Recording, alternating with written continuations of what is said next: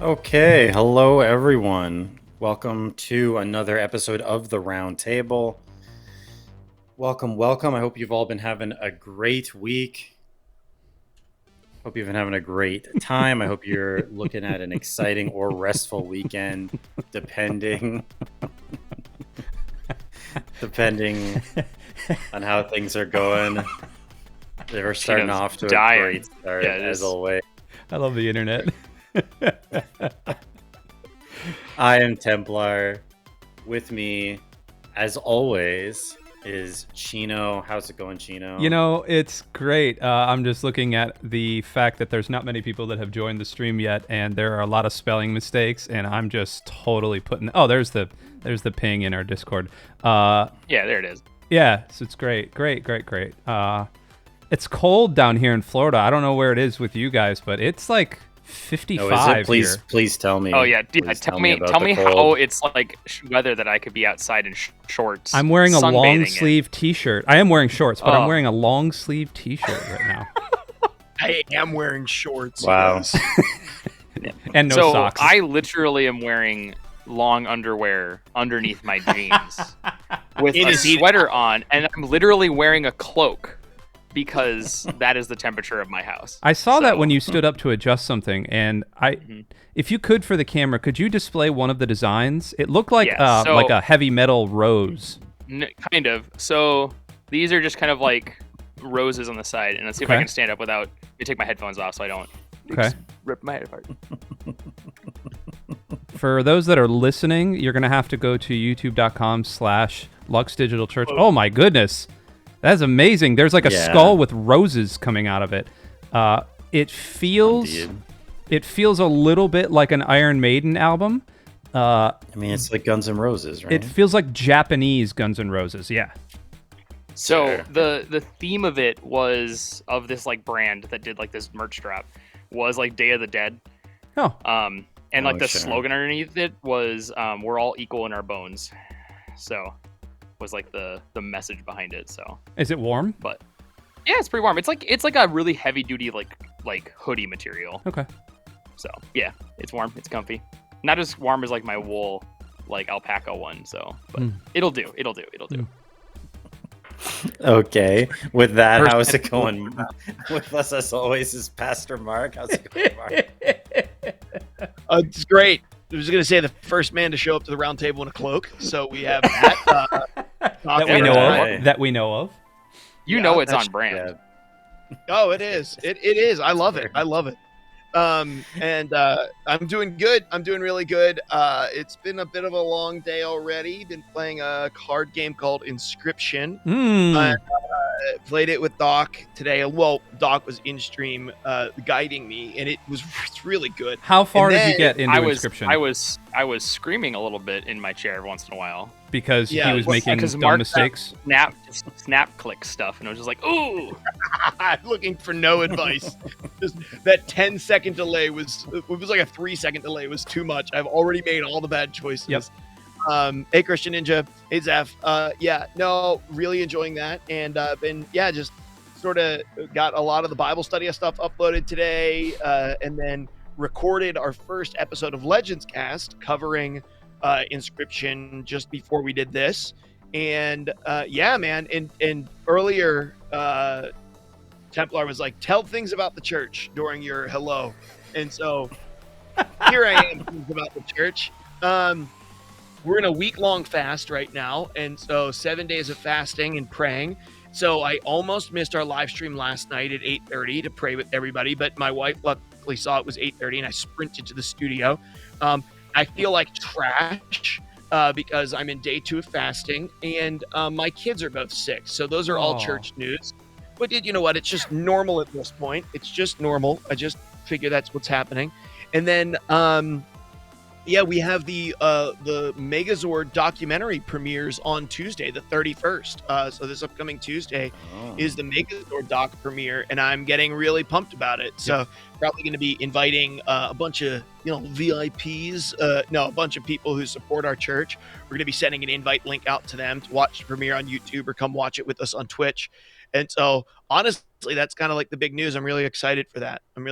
And we're taking my kids to Disney in a couple of weeks. So that's other news. I'm really excited about that as well. So Wow, lots going on. I'm just saying you should Very at good. least extend an invite to Tim Allen, like. Oh, for the yeah. Megazord. Just send one to his publicist. Yeah. Well, he's the first on the HubSpot page or whatever we use. Okay. He's the first in there. A for Alan, you know. And he's got his own Very website. good. It looks awful. Like a GeoCities. Here, I'm looking at Hey, it right don't This can't be a real thing. don't besmirch Tim Allen like that. He's Nope. doing his best. It is. Nope. TimAllen.com. now. Oh my gosh. One of the worst websites I've ever seen in my life. You can't even scroll on it. Yeah, hold on. We're gonna do this. So and last Hold on. last but certainly not least, You guys keep talking. our first time member of the Roundtable here, the man, the myth, the legend. He's not the 8th Doctor. He's not the 9th Doctor forever. Nope. It's the 10th Doctor forever. What's Yes, going yes, on, yes, Doc? yes. Thank you. Oh, Glad to have you here. not a whole lot. It's been a pretty good week so far.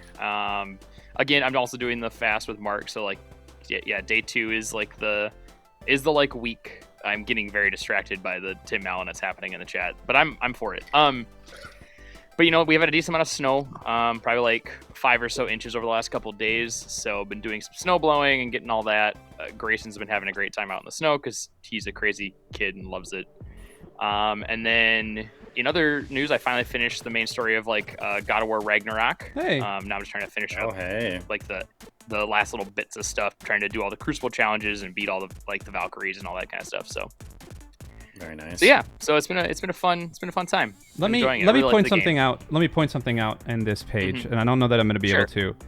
But up here, it says the connection is not secure. This website is so old; it literally is not using SSL. Now, for most people, they're not going to understand what that means. But this is like a cardinal sin of HTML5, which has been used in the past 5 years. Mr. Timothy Allen has not updated his... Also, it's a Santa Claus background that looks like a mosaic sort of painting, which I think is I mean, I there zoomed- is it a looks- new Santa it looks Claus like show. it looks like so, a fresco. a little bit. So the Santa Claus thing isn't that out of touch. There is a Santa Claus show on Disney Plus, isn't there? Look at these buttons, though, dude. Looks These- like a mosaic, but when you scroll in, you just get tricked. It's not. Got him.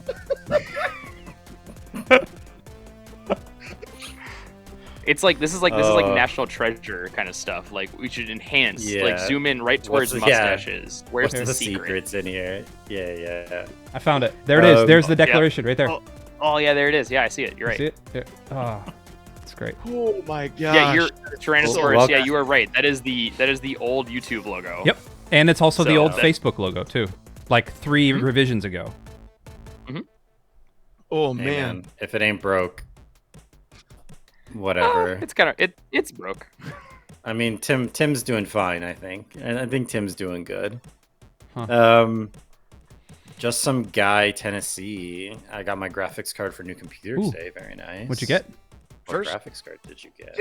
Tim Allen's in hot water That's- right now. You guys didn't know that? Very excited. Wait, why? Is he? Yeah, Is? no, Tim Allen got in trouble because Pamela Anderson put out a book recently, and in it, she outs Tim Allen for coming out of his dressing room with a robe on and flashing her, and then supposedly saying, "It's only fair. I've seen you naked. You have to see me naked." Supposedly, it's in her recent book. And Andy, I don't know if you know, but you're on our screen twice, and you're covering up Templar's face. Do you know that right now? It's all right. Nothing important is missing. Yeah. There you go. I was just so shocked about the Tim Allen news. Oh, Yeah. evidently, Pamela Anderson book. I mean, that's- if you're going out to read it. Nothing Wait, shocks so- me anymore, but that's unfortunate. So do we need to get rid of the Tim Allen emote? Like I don't. Come No, on. Yeah, let's- we- hold we- on. we have Tim. one- Come on, Tim. We're all sinners, okay? Like, let's Fair enough. We're all let's sinners. let's let him, repent, and Mhm. we'll email him all and of see. all of us have fallen short in bathrobes. All have You sinned could- and fallen short of the glory of God in our bathrobe. Yeah. Yeah, And you can exactly. do a lot of Oh, things in the no. 90s that we just laughed about that you can't do today. Okay. Correct. Yeah. Correct. That True. is Also, true. who is That who is true. reading a Pamela Anderson book? Like, is there a market for that? Are people is a interested in good what point. Pamela Anderson, ghostwriter, like her ghostwriter, had to say? That's Probably a great lot point. of people who would high five Tim Allen for such an act. That's probably the guy who's also reading the book. Like, Yeah, did the it's- one person who read the book like put it on Twitter or something, and then now it's out there? I don't. Now everybody knows. just transcribe the entire book and then just like put it on the internet so everyone can read it. What's going on, Bougie? Welcome. I mean, I'd read most anything you'd put in front of me. Yeah, even Prince Harry's book. Good luck with that, man. God bless. My wife has read Prince Harry's book. She likes it a lot, actually. Shocker. Oh, come on. No, She bought it on Kindle. She said it's really good. She swears. No. Oh no, Jen. what do you mean no. she swears by it? Like as like a self-help book? Like I don't. What does that mean? What not to do with your life? Speak of Jen, and she will show up in the chat. Hey, look! Oh. Hey, look! Oh, there she is. I will not be reading Pamela Anderson's memoir. I read Prince Harry's and loved it. She said, "Yeah, no." She said it's really good. She said it's actually like it's way sadder than what she thought because of like the royal family like stuffing down issues and depression and stifling people getting help from their family in order to save face. So evidently it's sad. It's a sad book. Yeah, I feel really bad for him. He's had a terrible life and just been in awful situations again and again. I think like they have to live in a mansion here and not a castle. It's I know. It's just an awful situation for him all the way around. Like my heart breaks for Harry and Meghan. Every time. Truly, it does. Okay. Of course, I said our introductions. We should like try to be faster with our introductions, and then we don't even get to the minutes. However, We're like 20 minutes into it at that point. yeah. Whatever. Well, so I mean, we got a few things mentioned there, though. So, Doc, we'll start with you since you're your first time participant here. So, you mentioned you finished God of War Ragnarok. What else you been up to recently, or what else you've been sort of consuming in media, watching, playing, reading, whatever? I finished the prequel book for the Hunger Games. I enjoyed it. I think the ending was a bit rushed. Okay. It seemed like the last like 2 chapters were like, all right, and we're done. But I read a lot Like of Game of Thrones did. Kind of. Well, yeah, in a way. I think it was much better. I mean, than how Game of Thrones ended, of course. But that's a low bar. But so I finished that. I started reading a cyberpunk book called Diamond Age. It is a very interesting book. It's written by Neil Stephenson. He's kind of like the pioneer of a lot of cyberpunk stuff, and it's basically a twist on if the world developed nanotechnology to be where like there are literally nanobots in the air everywhere, and like how that would change our world. So it's pretty interesting. So those are stuff I'm consuming in like media culture and stuff. Is mostly that. Trying to think. Oh, I mean, I've started watching Sandman on Netflix. Oh, okay. So I'm like nice. 2 or 3 episodes into that, and I'm really liking it so far. Oh, good. We might have to have you. I watched that one. We never had an actual episode of it for it on the show, but I did watch that one, and Chino and I talked about it a bit on our year-end recap at the end of last year, but we didn't have like an official episode for it. So maybe once you've wrapped that up, we'll have to have you back on to talk about that, Doc. But I do agree with you, Just Some Guy. I agree. Compared to William Gibson, Neil Stephenson is a hack, but when it comes to like now, this is not going to change your life kind of book, but sometimes you just want an action book, right? You want to watch people run around, explode because they ate a bunch of nanobots. Like Metal Gear. You know, but you're right. William Gibson is of cyberpunk and all that kind of stuff. So no disagreement there. Very good. I was supposed to read Neuromancer in university. I did not, so I can't really comment too much. Okay. Chino, we'll come back to you. What have you been up to recently, man? What have you been playing? What have you been watching, reading, whatever? Yeah, so Bougie in the chat, Sandman before Andor. Yeah, have you seen Andor yet, Doc? No, I have not. Oh, okay. No, I have not watched Andor yet. It's on my list, but I decided Sandman first. So. Okay. I think you chose wrong, according to me. According to Templar, you chose right. Watch both of them. They're both going to be good. No. I actually feel very similarly about both of those shows. Okay. But no, I would recommend anyone check either of them out. Chino. I gotta thank you get very I gotta much. get rings of power somewhere in there, right? Eventually. No, Oh, you do not. No, you do Go out to the not. trash can outside, I put do your not head in feel it for similarly 3 about hours, that one. bang it Yeah, with a no, stick no. a couple times, and you've got rings of power. Also, So I've been Bougie, I see you with the I'm tearing my clothes in dismay plus. I see you with that comment. Yep, absolutely. I appreciate that. So I'm still reading Rhythm of War by, oh my gosh, I'm blanking on the dude's name, and I totally... Sun Tzu. Yes, Sun Tzu. That's exactly it. Brandon Sanderson. I am a big Brandon Sanderson guy. Rhythm of War is his longest book. It's kind of the book that I read for half hour before I go to bed every night when I have the time. Just put it in my Kindle. It's going to take me probably 3 more months to plug through it. I'm reading a couple of other things as well. I'm doing this Daniel fast, and like I'm really angry today. I'm not nearly as bad as you two. So like if I lash out, I apologize. Like those two over there are doing like the full thing, and I'm not, A, because I'm weak, and B, because I'm on this allergy medication that kind of, I need to have food in my stomach or else I throw up. Oh. Yeah, but like I'm angry, and so I found myself like yelling at the dog to go to the bathroom, and I don't usually do that. It's just like, Maggie, go poop! And she was like looking at me like, why? What do you mean, Dad? And I was like, I'm so sorry. So there's that. What I did install today, though, and I played about 45 minutes of it, is a new game that dropped on Game Pass called Hi-Fi Rush. Hi-Fi Rush it just dropped from the same people that, oh my gosh, who are they? Hi-Fi Rush was by the guys that did... Well, Bethesda published it, but it's by Tango Gameworks, the same guys that did Ghostwire Tokyo and... Oh, okay. Something. Oh, The Evil Within. But it's not like those games at all. It's like, do you guys remember Sunset Overdrive? Yeah. So it has like a very Sunset Overdrive-y, like cel-shaded feel, but it's like Devil May Cry and Guitar Hero all in one. So you're like running around. Everything is like on a rock beat, and so everything is on a beat. All of your attacks are like timed to the beat. And like if you synchronize your attacks even more, you get bonus damage, and you get this like robot, and you're like trying to take down this evil corporation. You've got like a robot arm, you've got like a robot pal that follows you. The music is real good. The reason I watched some stream of it, like the reveal trailer, and it had Lonely Boy by the Black Keys, and I used to love the Black Keys. And so I was like, ooh, wait a minute, this is good. And so I downloaded it. It's on Game Pass. Game's pretty freaking dope. Like it, you don't need to have a whole lot of rhythm. Like I'm a musician, so I can kind of like feel it.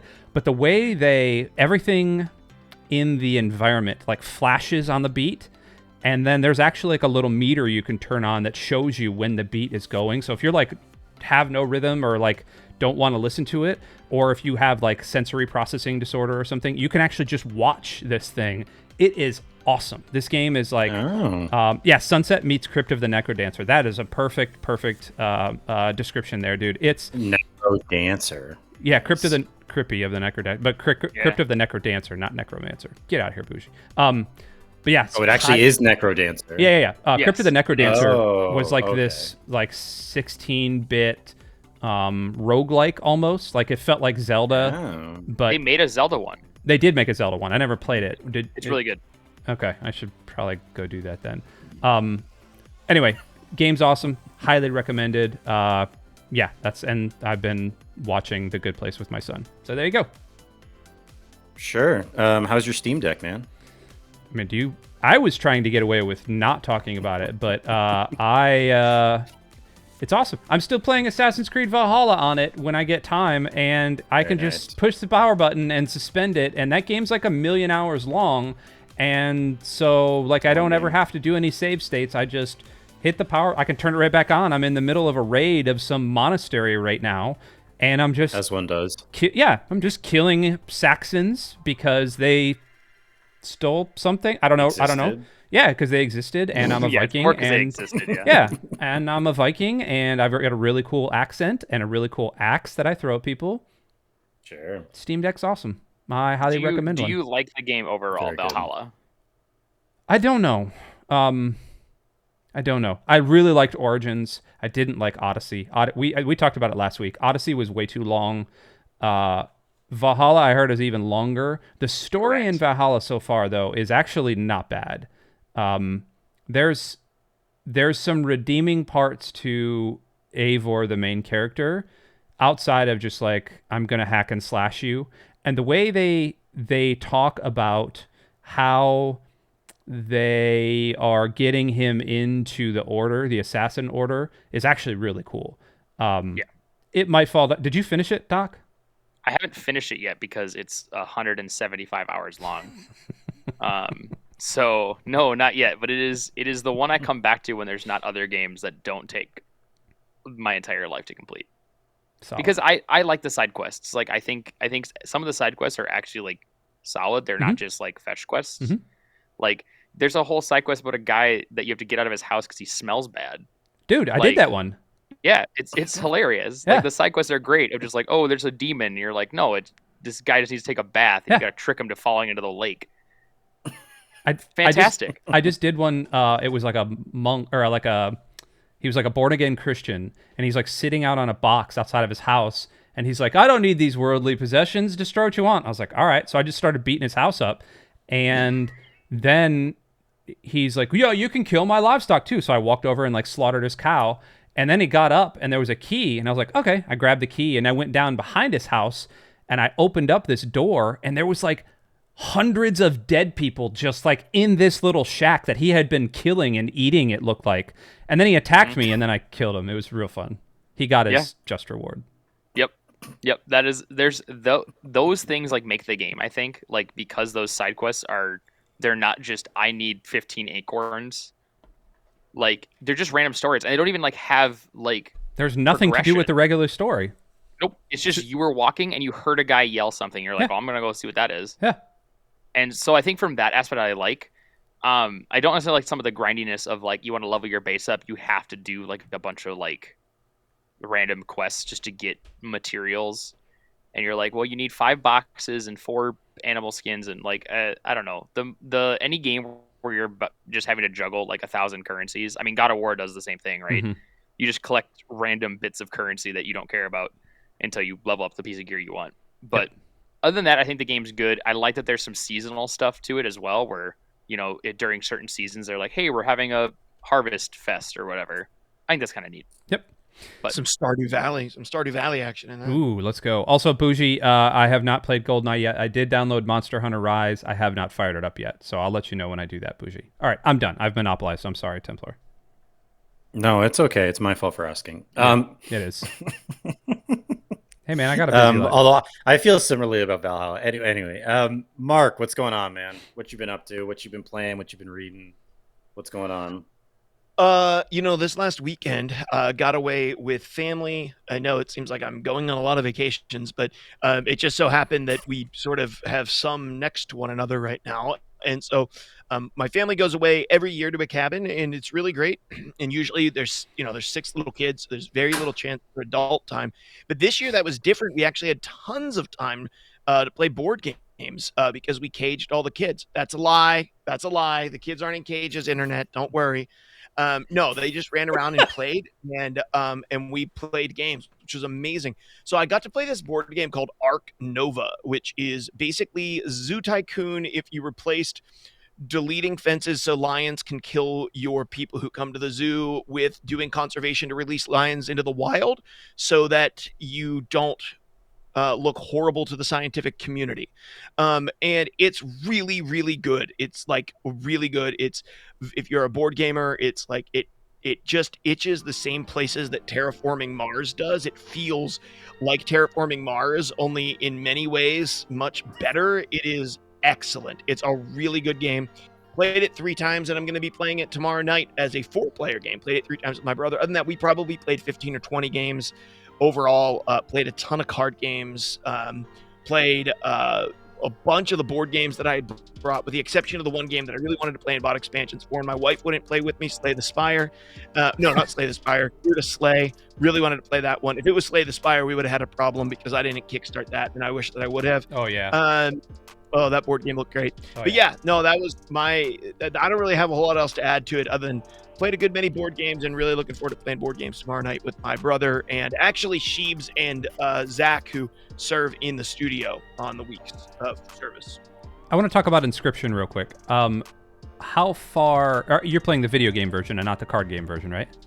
Yeah, I didn't even know. Is there a physical game version of So Inscription? there is a Kickstarter out for it. That as if I recall, there is. I didn't know if it had been released yet.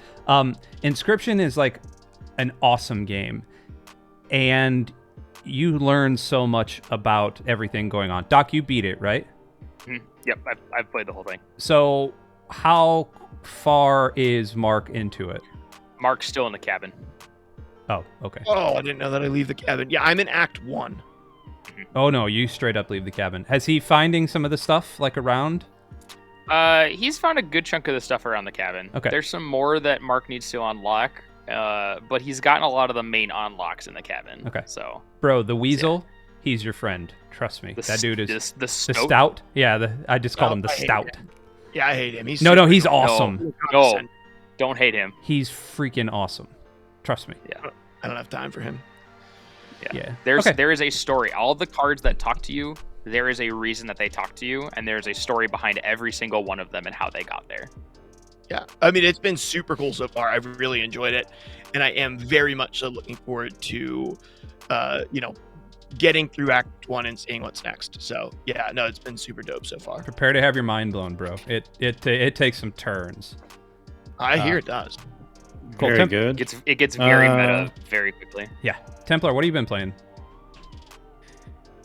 What have I been playing? Have I been playing nothing? I feel like I've been playing nothing. Wow. No, I've been reading. Like in my free time, I've just been reading a lot. I haven't really been doing much. Beyond that, have I played anything? I mean, I played a little bit of TFT when I've been streaming recently. Like this past week, I streamed a little bit. So I've been playing some TFT when I do stream, and that's been fun. But nothing. But I have no idea what the meta is, so I really have no idea what I'm doing. It doesn't tend to go particularly well. If I play normal games, it goes okay. If I play ranked, I get 7th or 8th. It's pretty much guaranteed, even though I'm like literally Iron 2. So like it doesn't, like I'm not, it's not like I'm already in gold or something. So it's not good. So I have no idea what I'm doing. But I still enjoy it, and it's a nice chill game to be able to stream and like be able to talk to people in chat if someone's hanging out or whatever. So it's nice for that because I don't have to like fully concentrate on one thing. Although maybe that's why I always finish 7th or 8th. So I'll have to think about that one a little bit more. Beyond that, I'm still reading the Dresden Files. I'm on book 13 currently. So I've got 4 more to go. And I've been burning through them pretty quickly. I mean, they're not overly long books, but I've been going through them at a pretty good clip here.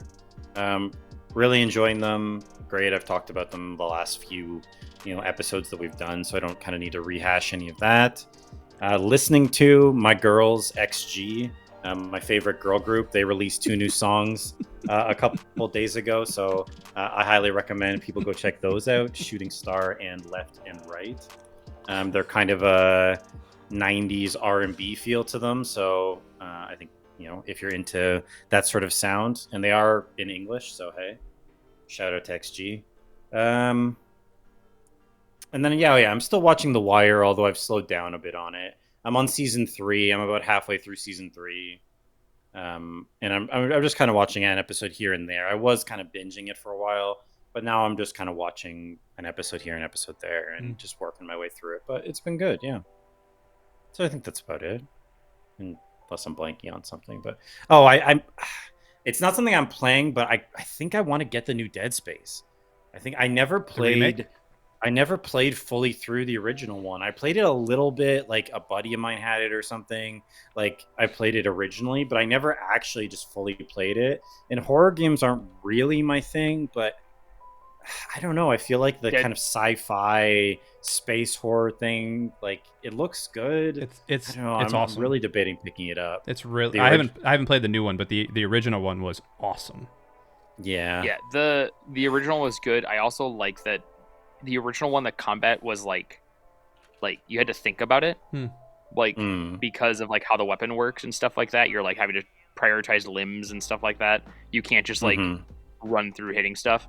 Yeah, it's they are fantastic. And the story is not what you expect on its surface value, which I think is really cool.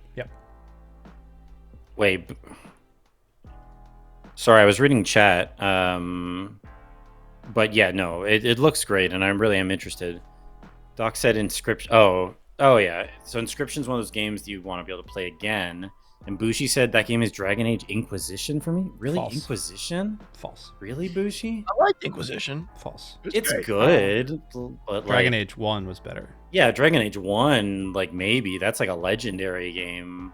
Or maybe some of the Mass Effect games, like back when BioWare like was a good studio.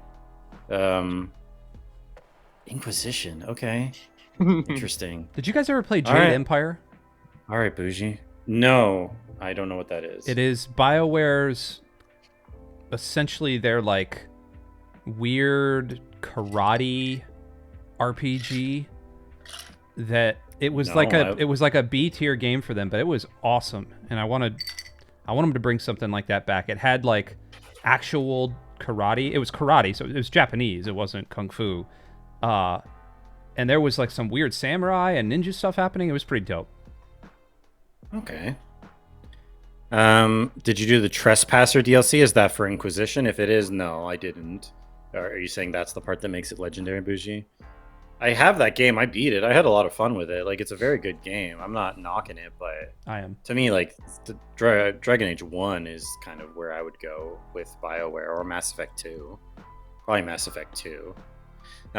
Anyway, though, that's everyone. We're here. We're hanging out. So one thing we were going to talk about today is there was something that happened a couple weeks ago that...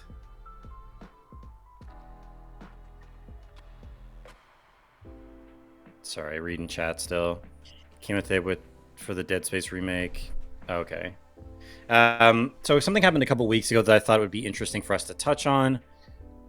Today is one of our more spiritually focused episodes. And so what happened, just in very brief summary for those of you who aren't aware. So on the 17th of January, Ivan Provorov for the Flyers, the Flyers were doing a warm-up, like a practice before their game, I believe that same night. And part of it is this, and NHL has a promotion, or not promotion, but they have a kind of movement going on right now that's hockey is for everyone, and it's meant to kind of emphasize the inclusivity of hockey. And so the Flyers were doing in the warm-up, the players were wearing pride jerseys. And so it's of interest to us, though, because Provorov, who is Russian Orthodox, refused to wear the jersey because of his religious beliefs, and didn't participate in the warm-up. And this caused a fair bit of discussion, to say the least. Some very animated discussion from some people in the kind of sports media sphere about repercussions that should come against him, against the organization. Ultimately, the team stated that they were for inclusion. The coach ended up basically just supporting his religious right to kind of choose. And his statement was simply that he respects people, but he has his own religious beliefs he wanted to hold to. Where I think it's interesting for us is how do we look at issues like this? Many ideas, many movements are going on in today's society and globally. And how do we as Christians kind of interact with these movements and interact with these sort of expectations that are being put on us? In this case, it's not that he spoke out, he didn't say anything derogatory, but simply by not wearing the jersey, by many people that was considered to be a hateful action. And how do we respond to something like that? What does that mean then when there is that kind of pressure from some towards Christians? And even though we're not Russian Orthodox, I think the question can apply to us just as well. So that's the kind of focal point for our discussion today. And we're going to take it, we'll see what directions it kind of takes us in.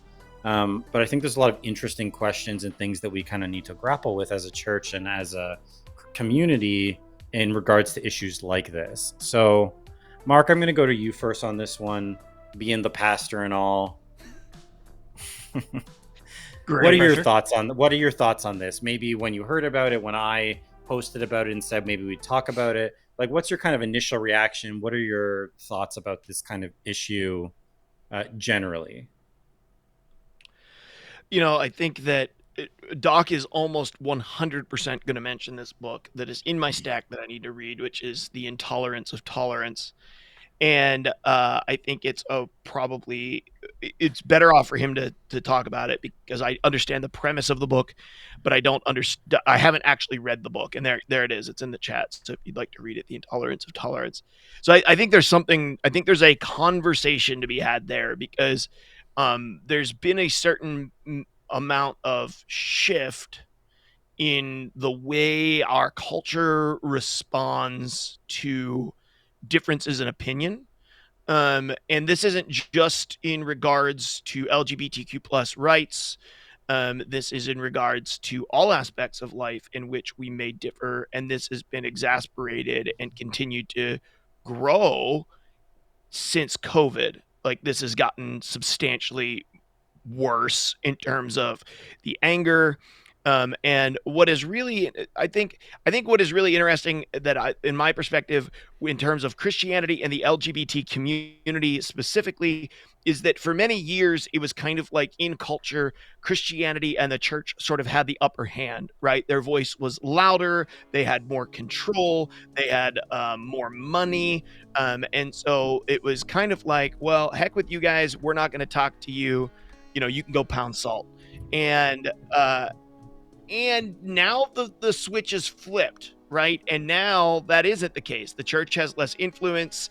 It may, in some cases, have less resources, and it's not louder in the culture anymore. And so as the switch is flipped, it's kind of like it's a little bit of a taste of your own medicine to a certain extent, right? Like, we're not getting filmed and broadcasting ourselves raging on stage about how, anybody who doesn't fit our particular understanding is going to hell, which is what we used to be able to do. And we kind of got applauded for it, to be honest with you, throughout all of culture.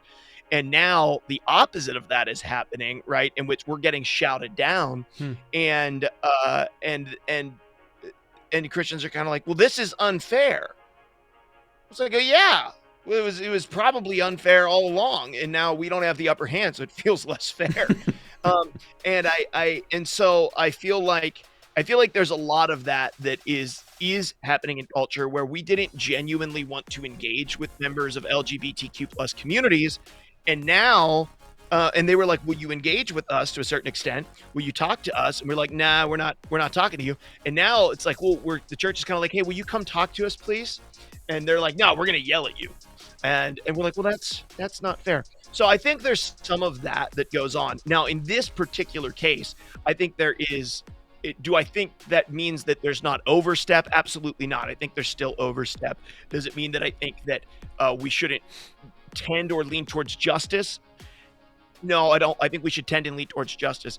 However, in scenarios like this, I also think there's a decent amount of the conservative Christian population that isn't actually interested in justice or coming to the table. They're just interested in returning things to how they were when they had the upper hand, and they don't.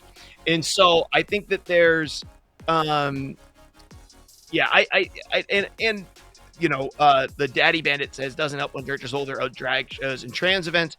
Misconstrues the message. Yeah, and there is a lot of split understanding of how this subject should be received amongst the church as well. You do have a pretty substantial amount of the church that's still pretty conservative in their beliefs, but you do have a lot of liberal theology that's really leaned heavily in support of LGBTQ community and rights, and which adds to a lot of confusion and oftentimes justifies the louder voice in the scenario right now.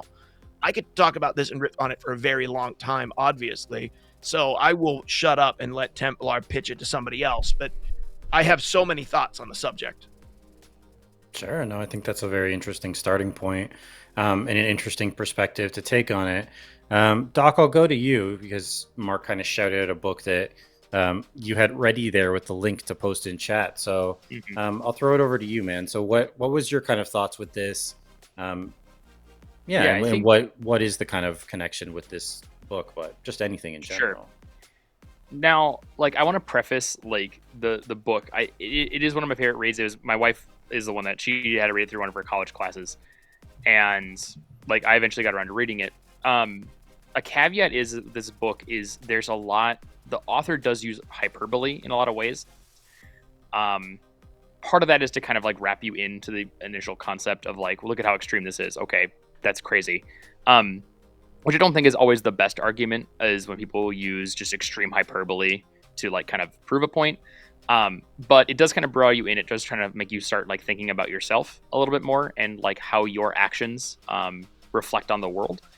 Um, and the biggest thing is it's the language and the verbiage of tolerance, right, in our community. In modern like Western culture, specifically in like especially around Christian topics, uh, tolerance tends to be thrown around as like acceptance and the same, um, and like like full 100% support. And in the grand scheme, that's not what the word is. Me tolerating someone having a different lifestyle than my own, or having a different way of believing, or any topic, like that is me tolerating their right to have those beliefs, have those perspectives, and whatever. And this applies to everything from what we've been talking about here, this case with like the pride jersey, all the way to everything from, political stances, things like that. Of like, I don't have to agree with you to tolerate your having that viewpoint. And I think it's hard because for a long time the church has sent a very mixed message on that, of like, oh, we're a very tolerant group, but I think that has been a big but in the church for a very, very long time. Um, and I think that is where this book kind of starts picking apart some of that, of understanding that when someone says like they have a level of tolerance for a topic, people want that to mean the same as like, okay, you 100% say that I'm right. And it's like, no, I don't have to believe that you're right to support your right to have that belief. And that's where you kind of like have that separation. So the book talks about that for a long time. The first like kind of half of the book is kind of on that thread, and then it kind of goes into more of like, how are we going to, as like Western Christianity, how are we going to kind of address those things? And that's where it kind of gets a little like up to you. But I think thanks for the epic beard, man. I've reached peak internet status now. Yeah. And it's not He's a just a real neck life beard. Viking. It's a full beard. It's the full beard. Yeah. So yeah, I think the book is great. I think everyone should read it. I always like to preface the book because you're going to read some examples that he gives that are very left field, and you're like, yeah, that's unacceptable. And you're like, yeah, that's the point. Yeah. Like he's doing that for a reason. So that way when you go to like, I mean, look at like we brought up like how this started happening with COVID. Look at how like polarizing and like stigmatizing vaccines were, right? Like there was cancel culture, whether on both sides. Like it was not a one side or the other. It was like, it was so like of a divide down the middle. And I think that's where like some of these topics, like general people in the media struggle with, is because the issue we're having is we have two groups of people standing on either side of a divide yelling at each other. And that doesn't do anything except polarize each individual group more to themselves. Like, and I think that's the issue. So in this case of the guy who his only major action was inaction, like didn't make a statement that this is wrong. He didn't say anything. He's like, from my own belief, he is going to tolerate something and not say that it's right. So his action was just, I am going to choose not to participate because, and he didn't want to, didn't feel that was his desire or his calling. And then people take that as like, oh, you're actively like working against people. And like, I think that's where people like jump to conclusions so quickly. As soon as someone's like take example for like someone who didn't get a vaccine for COVID, people jump to like, oh, well, you think there's microchips in it? And you're like, no, that's not why. Like, that's probably not that person's idea. Like, but people like to jump to conclusions, and I think that's similar to what's happening here. Is like, oh, we need to find him $1 million and all this kind of stuff happening. So I think it'd be a good book just for everybody, whether you're a Christian or not. I mean, the back half of the book is all about kind of the Christian application, but the beginning of it is more just talking about how you view differences in opinion in the world around you, and I think that's a really good way to like think about it. Okay, awesome. Thanks for building on that, Doc. So, Gina, I'll come to you then. What's your perspective on this whole thing? I don't know if you want to take anything from what Mark or Doc said, or if you've kind of got your own, if you're coming at it from a bit of a different perspective. But what are your thoughts on it? I haven't been listening at all. No, thanks for joining, everybody. No, hey, Gwen Clark. The book is The Tolerance of Intolerance, The Intolerance of Tolerance. And we can post that link a little bit later. We'll also put it in Discord because I think it's good. I've got it sitting in my office at work. It's one in the stack of those that I need to get to.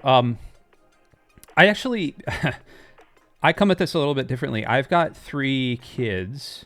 One's 18 and in college. One is 16 and she is a junior in high school. And I've got a 13-year-old. And he is a 7th grader. And all 3 of them, I have had 3 conversations with all 3 of them now about this exact same thing. Not necessarily about a pride thing, but hey, we were raised in the church. We were raised to believe X, Y, and Z. Yet when I go to school, I now have to deal with A, B, and C. And how do I deal with that? So the one of the first things that we ever had to have a conversation about it was the theory of evolution and how, in science they teach one thing, but the Bible says it believes another thing, and so yada yada yada. And I didn't need to get into the fundamentals of that because my views on that have changed a little bit as I've gotten older, and so I was actually able to give them a history lesson and kind of a science lesson and kind of how science can meet faith and how all those things. And that was a very radical, awesome. And I distinctly remember having that conversation with all 3 of them while I was making them pancakes for dinner. It was one of the best times I've ever had as a parent.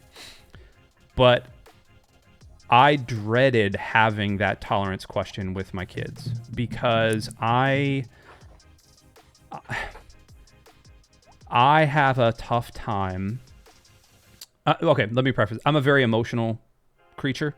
I have a tough time not just lashing out when somebody doesn't agree with me. And that's in the best of circumstances. That's not when I'm not fasting and yelling at the dog. So I've had to actually temper my behaviors and my thoughts over the last 15 years of being in church ministry and the last sort of 9 years of being in pastoral ministry. And the thing I always come back to is it's okay to ask questions. It's okay to try to clarify viewpoints. It's okay to try to understand. But there's been this growing movement of, and it's not just, I'm not talking political leanings, right, left, anything, centrist, whatever. There's been a growing movement of people who just want to stick their fingers in their ears and shout, la, la, la, la, la, I'm right. I'm going to post whatever I want to post and say whatever I want to say and do all that. And that's what I have a really tough time with. And so I had to have that conversation with my kids of, hey, you're going to run into people that are just not going to want to listen. And you have 2 options. You can either continue to post on Instagram and or TikTok and or whatever you want to post, and that you're going to try to change their minds. But like, how many people do you ever know that have had their mind changed for the better because of one simple Instagram post or one simple whatever or one thing? Instead, you can actually just try to ask clarifying questions. And hopefully one day, either you're going to see what they see or they're going to see what you see. That right there, that's tolerance. That's like the core of tolerance. That's the basis of tolerance. It's not, I on the one hand, I do applaud the Russian hockey player. I'm forgetting his name. Valarov right now. I am applauding him for saying like, hey, I don't believe that, so I'm not going to wear that jersey. On the other hand, I think we as Christians, we need to learn how to give an inch. We're really bad at giving an inch. We're really bad at understanding that the rest of the world needs to see love and unity first and not the spirit of I'm right and you're wrong, the spirit of judgmentalism. And so that was kind of that was the core of all the and I had to do it differently with all, my 18-year-old, I can kind of beat him up a little bit more than my 13, not physically beat him up, but I can use words that may seem a little bit more inflammatory to him versus my 13-year-old who would just crumble and wilt and want to just go crawl under his bed for a little bit because the world is evil and all he wants to do is read books. So, there is that thing happening. One other thing I do want to point out, and I'm going to kick it back to Templar so he can kind of pitch it around the horn here, but the homosexuality, LGBTQ plus question that is happening in churches, and we've talked about this a little bit, but that question that is being asked in a lot of churches right now, I think a lot of churches are failing the test. They are failing the tolerant but not affirming test. And what I mean by, just because you say we welcome you into our doors, we love you just as Jesus loved you, like we love all people, we're all sinners, this is a hospital, yada yada yada, does not mean that we affirm. It's the same thing with like murderers, it's the same thing with bank robbers, like it's the same thing with people who cheat on their taxes. It's all sin is sin is sin is sin is sin. If you do one of those things in the eyes of God, you are separated from him, and it's only through the salvific grace of Jesus Christ that you are made right. That's everybody. But just because we say, hey, you're welcome here, does not mean that we are affirming that we are going to get behind your lifestyle. And that's me being a conservative Christian. That's just my own viewpoint. That's not necessarily representative of anyone else on this stream. So I feel like I need to make that disclaimer. All that being said, we need to show the world that we love and that we are unified in that love. There we go. Yeah, okay. I want to one thing on the you mentioned how like we compare ourselves, right? People walk in the door and we compare ourselves to each other. It's a human nature, we do it. Mm-hmm. Of like, well, I'm not Mother Teresa, but I'm not Stalin. Right? I'm on a scale. We do that with our own sin, right? Like as a Christian community, it's inevitable. We see that. It's so hard for us not to. Yep. My wife had a professor that described it incredibly well. When we walk around, we're like stacking dry erase markers on top of each other, seeing how long our little like marker is for how much sin we've collected. But when God looks down from the top, he sees one dot for every person. Yep. That's it. It's one dot that separates all of us. So we walk around on our viewpoint and we're like, oh, well, look, like he's worse, I'm better, she's doing pretty good, I need to get better, like whatever. But as soon as we're all holding a marker, right? And it's a dot, like from God's perspective, right? So I think that's where like a lot of the Christian community needs to like look at that perspective of like again, the church is a place for sinners, not a place to just hide. And I think that's something that drew me to Lux, right? Our whole thing is outreach, so much more so than a lot of churches. And I think that's like a thing that helps. Being a digital like church, we don't necessarily see that on the first initial imprint of somebody, right? Of someone who's just like, we don't see them and go, oh, I know about you. We don't. We see a username, we don't know that person. And like, because we can build relationships with that person before we can make judgments on who that person is, we're inherently a more welcoming place. Because I've gone to churches, like having been a believer my entire life, I've walked into churches and felt completely unwelcome the moment I walk in. Because I don't look the way that church wants me to look. Well, with the beard and everything, yeah. Yeah. I'm a radical, But yeah, that's my 2 cents. I like the analogy of how we look at sin and yeah, that's that cool. kind of stuff.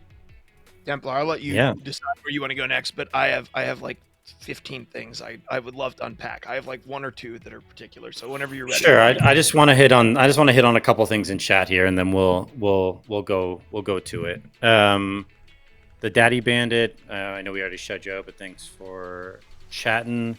Genesis 1:20 covers the same basis as evolution proposes, and we got Genesis 1:20 there. Oh, we can have a conversation about evolution. I'm game for it, man. That's it. Let's, I'm also, as let's- a biologist, would love to. So Oh that's my another. God, That's let's, another right. let's manage our Oh, expectations let's for go. one episode. We got weekly episodes. We got lots of time this year to talk about all sorts of different Let's do that. wonderful topics. That's a good analogy. That is a good analogy, Shiny Bird. Thank you for being here as well. Tex Holden, hello. Welcome. Bold contrast. I once heard the analogy that we were all comparing how high we can jump, but if we think of God as the moon, if person A can jump 1 foot higher than person B, how much closer are they to God, the moon? Sure. So that the sort of competitions that we create within ourselves are pretty minuscule in terms of difference compared to the overall, compared to how far we are from God and what he is, who he is. So yeah, I think that's also an interesting analogy as well. Okay, Mark, what you got, man? Mark you is said, literally like, I could see him like revving up in his chair as we were talking. He was just like, "Arrgh!" Yeah. No, yeah. What you got, man? What stood out to you there that you want to build on So or comment on? I have like a dozen conflicting feelings about the hockey player, about all of this conversation. So I want to start by saying this. So most churches are, if you are a conservative church like Lux is, you exist in your own space. You can make up your own rules for the most part. Lux is unique in the fact that we are the guest on platforms that have very different viewpoints on these sorts of things than we do. And as a guest, it is not my job to come in your house and poop on your floors. It's my job to come in and be a good guest. However, your job as the host is not to invite me over to your house and demand that I mimic you. I'm your guest, not your robot. And so I think there's something interesting there with a hockey team as well that says, you are on my team and I am paying you to practice. And at the same time, I am not paying you to control what you believe. And so I think there's an interesting dynamic. I think it gets even more interesting when we tie this in, because I am not an overly political person, although I identify more with conservative viewpoints here in the United States than I do liberal viewpoints here in the United States. I'm not overly political, but I think it's really interesting because it's very difficult to talk about this without talking, at least grazing on the fact that politics are so intricately intertwined into this, mostly because conservative Christianity has deeply entrenched themselves in patriotism. And so I think there's a very interesting conversation because over a year or so ago at a handful of basketball games, there were basketball players who refused to participate in the national anthem because they viewed that it was wrong. And conservative Christians were coming out and saying they shouldn't be allowed to play. They should be fined. The team should be fined. And they will be the same exact people who this guy who will not play, they'll be like applauding him. Praise the Lord. Yep. Praise the Lord. He didn't put on the jersey. Praise the Lord. He stayed in the locker room.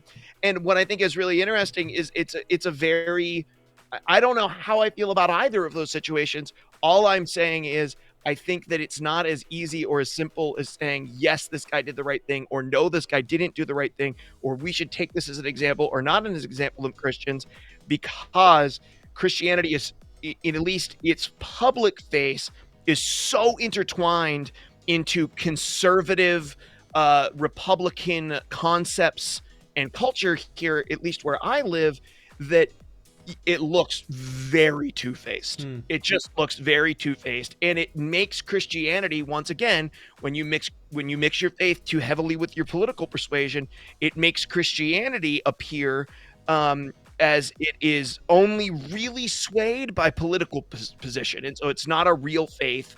It doesn't really have any feet. It just sort of goes with, whatever the current Republican political leader wants us to go with.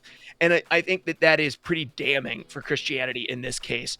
Now, I'm not saying this is apples for apples. There's obviously nuance and differences between someone standing up for the national anthem and somebody not wanting to wear a rainbow, variety of jersey. I realize that there's differences between those things, right? And I I want to point out that the same group of people that are on one side are probably on the other, given the situation, and they can't probably really verbalize or think critically about why that is.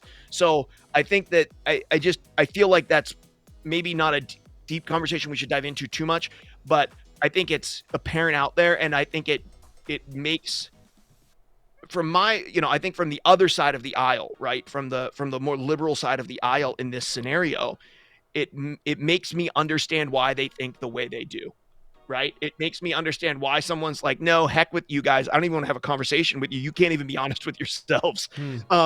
Because if we can be on both sides of that, then why would they want to have a conversation with us? And so I think that like it helps me. I'm always trying to be empathetic in these scenarios and understand people who think differently than me, even though I'm going to stay very, very true to my guns and what I believe. That's very important to me. I just think it's an important point, and I could just ramble about it. Obviously, I'm gonna shut up. No, it's a weird form of whataboutism that happens whenever we talk about what these type of things in the church, because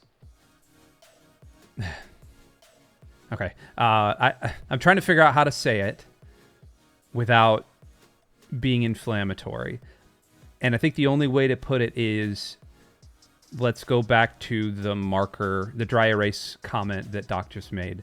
Not only are we measuring each other's sins, but we're looking at everybody else's sins and everybody else's beliefs and everybody else's things and saying, well, I've got 3 markers and you've only got 2. So what about the one that you dropped? And what about, my pro-life thing? And what about your pro-choice thing? And that adds another marker to my plate and yada, yada, yada. And meanwhile, it's tearing apart the very fabric of what it means to be a community and a country and a Christian, really. And Mark, I think you hit on a good point talking about the fact that it's almost like de rigueur, of the whatever Republican leader is in party or in control at that point. Not saying that cultural Christianity is the only type of Christianity in America, because it definitely is not. Evangelical, we talked about this at length at an episode. Evangelical Christianity is often intertwined with being on the right, but it doesn't have to be, and it obviously shouldn't be.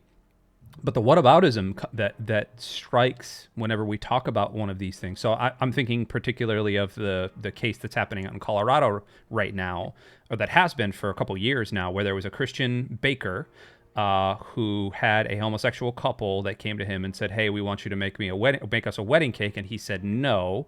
And that turned into a thing, and the Supreme Court is now involved, and there's some stuff being handed down. And go look it up. It's an interesting and weird and sad and kind of dumb story at the very core of it. But the idea there being, this guy was standing up for his beliefs, and now the courts are getting involved, and that's where a Russian Orthodox player can stand up. And again, he plays for a Canadian team. Is that correct? Philadelphia. Oh, okay. He's a Flyer then. I didn't know that. I probably knew that, and I just wasn't listening. The idea then being that the law of the land, is now going to dictate the religious beliefs. Obviously, that goes against what the Constitution says, but like, there's a lot that we're kind of doing right now that goes against the Constitution on both sides of the aisle. So we don't need to pull that in there. The fact that this is even a topic right now is at the end of the day what is ultimately going to tear us apart. And so like I think we need to understand as Christians that, like, hey, the rest of the world doesn't really care right now. Like they don't really care what we're saying, because we've been spending years and years and years on one side of the aisle just throwing Bibles and telling people that they shouldn't drink and dance and do all of those things, like the town in Footloose. And then we've just kind of lost our cultural cachet, and that's the part that sucks about all of it. Sure. Okay. Go ahead. Yeah, Templar. Well, Jen did say, as a history major, I think it is a valuable tool to be able, I think it's important to be able to imagine what life is like from someone else's perspective and to know what their context is. But we do still have truth to cling to as we do that. Yeah, and that's a good point, Jen. And I think that kind of leads into a major question that's a little bit outside like specifically what you guys have been talking about here, but kind of what is your perspective on the actions we as Christians should take, maybe not in this exact scenario, but using this as an example. So if he decides to wear the jersey and participates in the practice, is he compromising his beliefs by doing that? Or, as I think Gina might have sort of been suggesting earlier, like, you can be accepting, you can do that, and it doesn't really compromise who you are, what your faith is, and your beliefs by simply doing that. So how do we as Christians, sort of outside the political context of this, balance our responsibility and our, mission in the world to spread the gospel and to be true to our beliefs, but also be respecting of others in terms of their belief systems that might be very different? And how far can we go in being accommodating before it becomes too much of a compromise for us to be able to make? And that's a very big question and a very difficult question to put a specific set of conditions on. But what are your thoughts on that? I'm going to go to you on this, Doc. I think from my kind of perspective, I've had a lot of conversations about this with people at work, which I'm thankful that I'm allowed to have some of those conversations with some of my good friends at work, people that don't believe the things that I believe. It's great. I think that's one of the biggest things to help further your faith, is to talk to someone who thinks you're wrong. Yep. But I think one of the main things I've talked about is, let's use this example. I got asked like not too long ago, sex before marriage, right? As a Christian community, as a standard Christian community, we believe that is wrong, right? But I explained, but I also don't judge people who have done that in their life. The reason being, I can't hold someone to a standard that they themselves do not believe in. So when we're talking about these topics, and no matter what it is, we as a Christian community need to be better and check ourselves when our instinct is to say, well, I have this bar and that person needs to meet it. Well, that's because we believe in the bar that's there. That other person who went beyond and didn't meet this expectation, they don't believe that bar is real. They don't believe that that's there. They believe that there's no consequence for it. So why, as a community who is supposed to be non-judgmental and loving, hold people to a standard that is always going to be unattainable for themselves because they don't believe in it? And that was kind of my response to it, was just because I don't believe that someone did the right thing, doesn't mean I hold them to that standard because they don't have that standard yet in their life. Someday if they believe and we're all called to repent from our sins, now the bar is there, right? And now we all see that for we've all fallen short of the glory of God. It's about how you change throughout life, not oh, you did a bad thing. It's well, bad from whose perspective? I think that's a big thing to watch, as a Christian living in a modern world. So okay, yeah, very good. I think that's an interesting perspective on the sort of judgment aspect of it and what we should expect from others. I also think that raises an interesting question, maybe for another time, of how we frame our objections to certain activities or certain practices, and whether we should ground them in fully just in our belief or in the Bible, or we should try to ground them in sort of rhetoric debate that's more secular. For example, making arguments instead of saying abortion is wrong because it says it's because we're interpreting it biblically that way, but try to look at it from a scientific perspective. And that's a whole can of worms. I'm not trying to open it here, but I think that raises some interesting questions about how we go about sharing our perspective with others. So that's very good. Thank you, Doc. Mark, Chino, I'm not sure. I know you guys probably have plenty to say. Do you have anything specific for that, or what do you got Well, what do you got on your mind kind of around this that maybe we haven't touched on yet? That there's an aspect of you think it's important that we address, or if you have something to that specific point of, how do we balance this idea of acceptance, and especially as it applies to what we are expected to do, because there's external judgment of, I think what you're doing is wrong, but your standard is different because you don't believe what I believe. And that is somewhat different than something being put on you saying you're expected to do this. It doesn't conform. Like, even though your beliefs don't line up with it, you're expected to do this. You're expected to talk a certain way. You're expected to say certain things. And you have to go along with that. I'm gonna bring the go Steam. for it. I'm gonna bring the Steam Deck into this real quick, and then I'll kick it to you, Mark. And you'll see where I'm going with this in a second. But I had to. My wife and I flew up to the great state of Ohio for a wedding back in October. And on the way home, I was playing my Steam Deck, and my wife was like passed out, and I can't remember what I was playing. And the guy behind me, he had a really cute daughter. It was him and his wife and his cute daughter, and the daughter was like kicking my chair the whole time.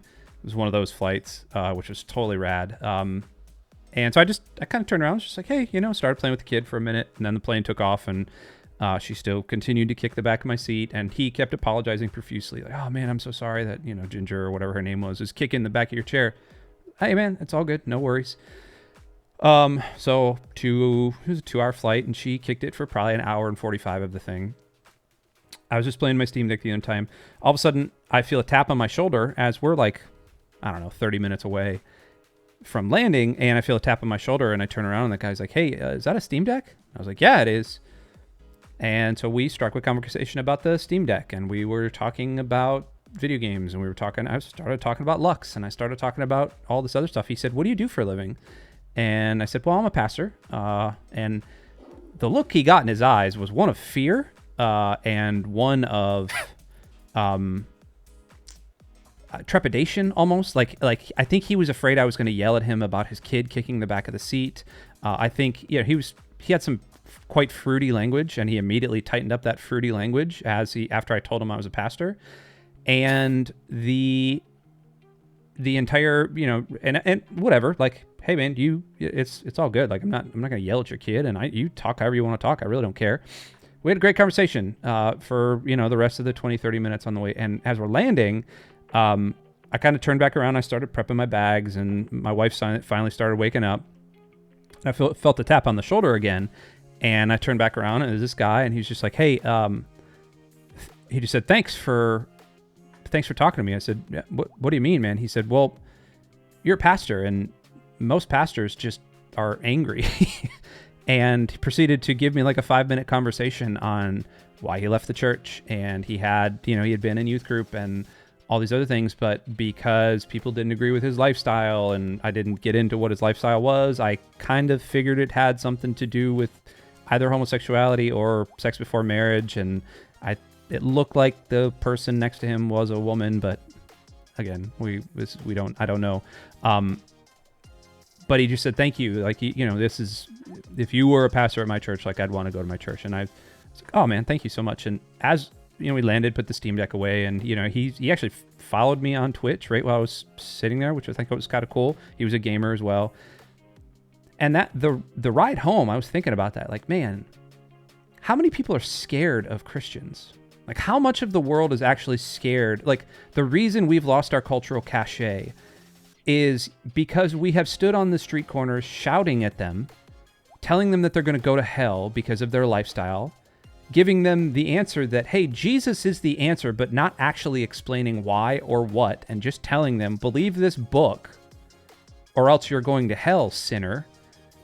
Like, how much of the world would be different if we were able to not necessarily accept a viewpoint, but to listen and to understand and to try to comprehend. Doc, you said something before in your last statement there, and Jen was kind of talking about something in one of her comments. And like, I think if we could walk yes, walk a mile in somebody's shoes, but like if we could start asking more questions instead of trying to impose a belief, I think we would see a radical shift in this culture that we are living in right now. And man, I wonder what the power of Jesus would be able to do if we just kind of dialed it back from a 10 on the hate meter to maybe like a 7. And I think the world would be a completely different place right now. Yeah, I think that's. Yeah, well, I think that story is very impactful, and I think it does illustrate a point about what people think of Christians or what the common perception of Christians is in society. And I think that's also a discussion that is be an interesting one to have another day. I just want to go to something in the chat here, and then I'm going to come to you, Mark, to kind of wrap some of this up for us, okay? Yep. So Lady Gun in the chat said, how do you deal with people who are not held? How do you deal with people not held to my bar, but they hold me to their bar? I was excommunicated from several LGBTQ communities here on Twitch for holding to biblical sexual ethic. I never expected them to hold to my standard, but they called me hateful, hypocrite, unloving, liar, extremist for not thinking the way they do. Yeah, that's some of what we're kind of touching on here is how do we balance this idea, right, of how we hold someone else to a certain perspective, our viewpoint, and then what our response needs to be when someone tries to hold us to theirs as well. I think much of that comes down to situation, but if you went in with the type of sort of loving attitude, acceptance that Chino was just speaking on there, and ultimately you were thrown out of a group or community because they made judgments from your perspective then about you as a person, I think it speaks more to them than it does to you in terms of your integrity, your desire to maybe just be loving in that community. I'm sorry that happened to you, but we can't, if someone else expects us to act a certain way, there's only so much we can do in that situation. And good on you for holding to your beliefs and for being true to your faith. So I commend you for that. Mark, I'm going to come to you here as we're sort of getting near the end of our time, to what you kind of wanted to touch on, and we'll start wrapping this thing up a bit. Yeah, Lady Gun said I was loving. They admitted I was, but I wouldn't bend my knee to their religion, or for lack of a better word. And Lady Gun, this isn't really the conversation for this probably, but I think there's not a healthy and even remotely honest conversation about what I view to be the visceral and very real extreme toxicity of the LGBTQ community, in which you are welcomed with open arms as long as you identify, believe, and say all of the same things. But if there is variance in that, you are ostracized, attacked, belittled, dehumanized, and thrown out. And many of the things that the LGBTQ plus community has accused the church of, some right, some not right, does in spades. And I only say that from watching, from experience. I've worked with a ton of teenagers over the years, and I've watched as that has repeatedly happened with teenagers who are going through a stage of life where they're a little confused, they're not sure, they sort of explore into the LGBT plus community, and as soon as they decide that maybe that isn't the course for them, or that isn't who they are viciously attacked and belittled and dehumanized by the people who claim them as friends. And I've watched that happen repeatedly over and over again, which is a really sad thing.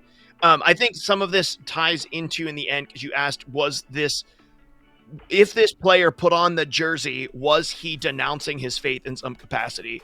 Is Templar one of the questions that you asked? I think it's a really interesting conversation.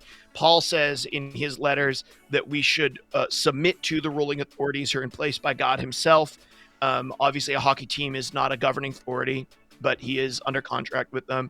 And also, it should be taken into account that Paul was killed for not obeying the governing authorities when he said you should submit to the authorities. So obviously there was some nuance to that, that he believed that you should submit to ruling authorities, but maybe not always submit to ruling authorities.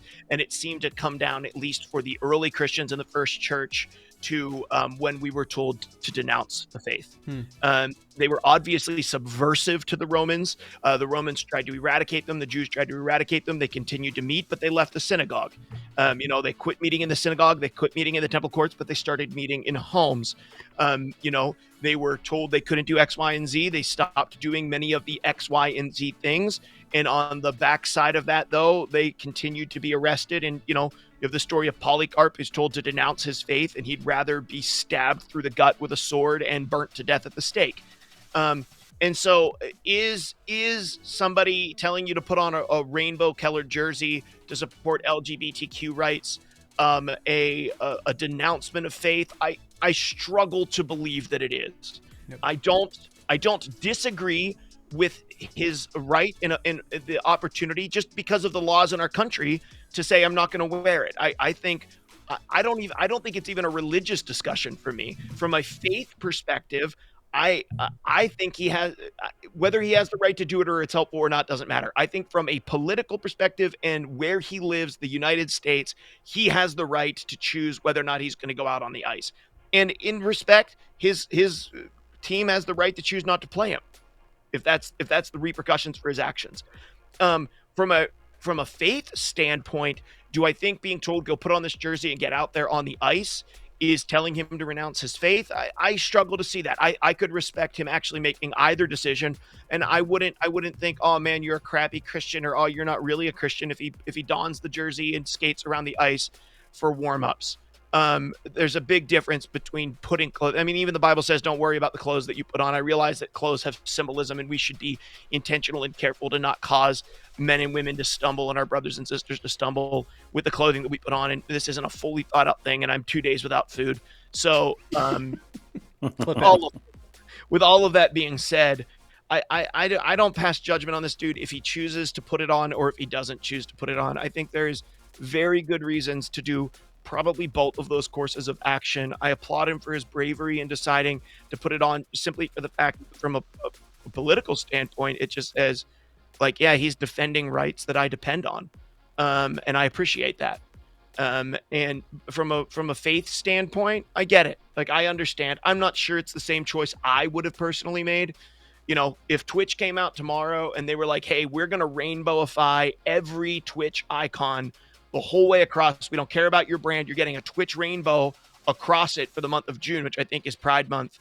Am I right about that? Is that Pride Month or is it July? I can never remember. I believe so. June. I wouldn't be like, I wouldn't be like, screw you, Twitch. We're off the platform. Whatever. If it's their platform. If they want to do it, they can rainbowify my Twitch icon or whatever.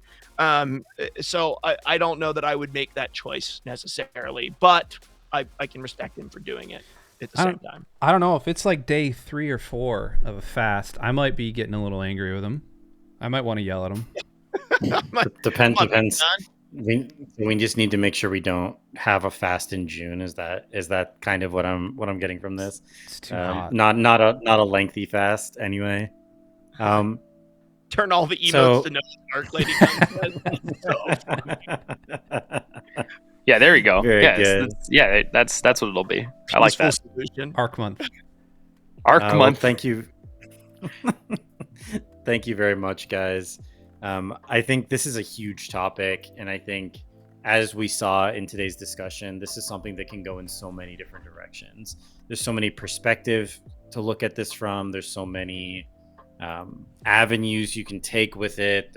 It's a huge question. It's a huge discussion, more than we can certainly cover in one episode. Thank you to everyone who was participating in the chat. So I encourage you, especially, I encourage you regardless, if you're not a part of our Discord, to go over and join us on Discord at discord.gg/luxdigitalchurch. It's in the chat there. Jump in there. It's a great community. And if you have kind of questions, concerns, if there's other things that you think need to be addressed from this topic or anything that was mentioned today, we have a spiritual discussion channel in Discord. We also have a Roundtable discussion channel. If there's other topics that are related to this that you think it'd be good for us to cover on an episode of the show, please go over there and suggest it. We'd be happy to do that. And then also, if there's anything that you would like to see us cover that's not such a serious political, such a heavy topic, and something a little bit more light or more casual in the world of gaming or television, movies, whatever the case might be, we're happy to do that as well. But thank you all for participating. It really makes a huge difference to see people in the chat discussing these things, asking questions. We've got 2 in there. Just Prince Harry. We'll do an entire episode on Prince Harry and why on the Royals, and then we'll do one on I can Tim Allen finish be watching The canceled. Crown. Yeah, and then we can touch on that. I was sad that the on Twitch as it is in heaven shirts didn't work out. I wasn't that sad about it, but I was sad. I was really sad. They're amazing. I was sad. Templar doesn't like merch, so he's an anti-merch guy. this is the merch I like. Literally wearing black a merch hat. black on black with you can't even see the logo because it's like black on black. That's dope, my though. type of merch right there. Simplicity. Honestly, that hat is seriously amazing. It is the great. best piece of merch that we have, I think, in many It's ways. fantastic. I wear it all the time. Perfection in simplicity. So all that said, come on, thank Chino, you all for one hanging of out. us. Thank you. Oh, there we go, Cheeto. I was gonna wear thank it. you to- I was gonna wear it, and then I figured like, nah, I'm gonna wear another one, and then I'm glad I didn't because y'all 3 had one on. We need the bright over the top K-pop merch for Templar to buy. Hey, man. Now, you might see me with some XG merch one day. You might see it. You won't. You might see it. Didn't your wife get you like a lunchbox? She did. My wife did give me a Yeah. Blackpink lunchbox. Yes, I think she's currently using it. Is it metal? No, it's just Oh. like a regular sort of kind of your standard lunchbox. So it's pink and it says Blackpink on the bottom of it. I'll bring it to school, whatever. Hey, maybe get some discussion going with the kids. But for me, for Chino, for Pastor Mark, and for our special guest, 10th Doctor Forever, thank you everyone for being here. Thank you for discussing things with us, and we will see you over on Discord, all right? Bye. Bye, everyone.